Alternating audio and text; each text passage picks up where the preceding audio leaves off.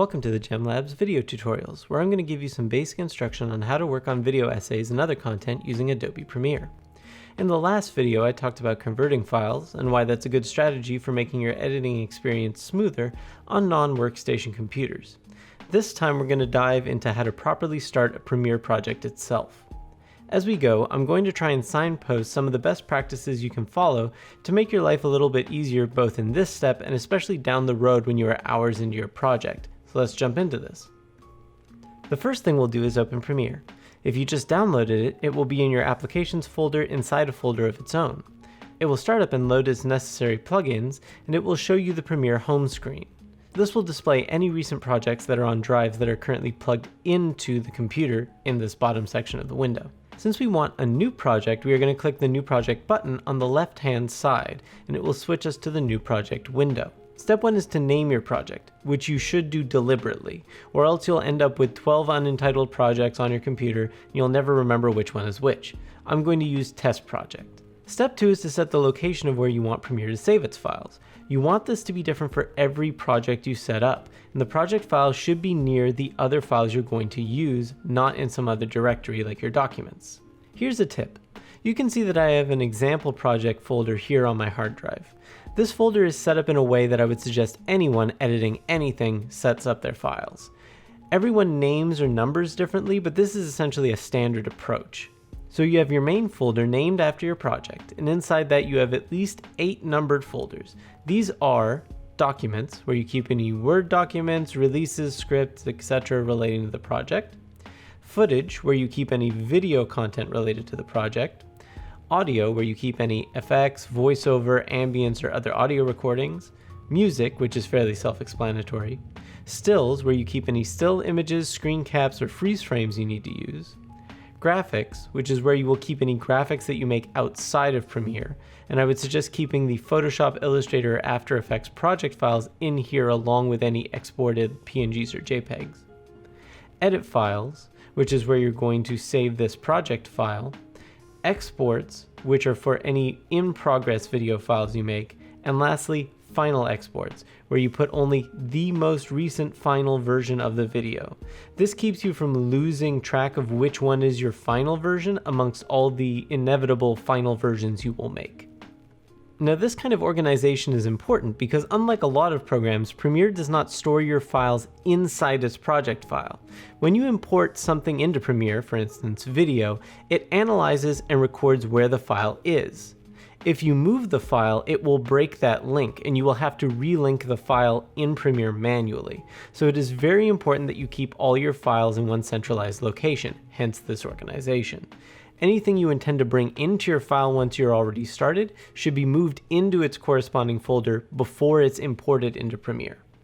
With that explanation out of the way, pick the 06 Edit Files folder and select Choose. You can leave everything on the General tab alone, as this will have been auto-set by Premiere when you installed it. Open the Scratch Disks tab and just verify that all of these say Same as Project. That way we know that any files that Premiere makes will appear in that same folder. Then click OK. Now we have the main Premiere window. It may look a bit different if you have a different workspace selected in the top bar here.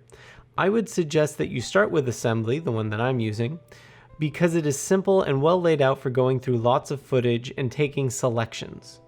Next, you need to start importing your files. In the project window on the left-hand side, you will see the text Import Media to Start. You can do this either by double-clicking anywhere that is empty inside this window, which will pop up a File Select window, and you can find your files that way. Or you can simply open a Finder or Explorer window and drag the relevant files or folders directly into the project window. If you have your files laid out in an organized way, you can import the folders, not just the files. As you can see, the folder has now appeared in the project window. Depending on your computer, the type of footage, and how much you're importing, you may get a progress bar as it reads through all of it. Currently, the project window is an icon view. I personally prefer a list view, so I'm going to toggle that in the bottom left of the project window like so. The project window in Premiere very much works like your Finder or Explorer window in OS X or Windows. So like the folder structure I showed you earlier, it's best to keep this clean in the same way, because there's nothing worse than knowing you have a file but not being able to find it.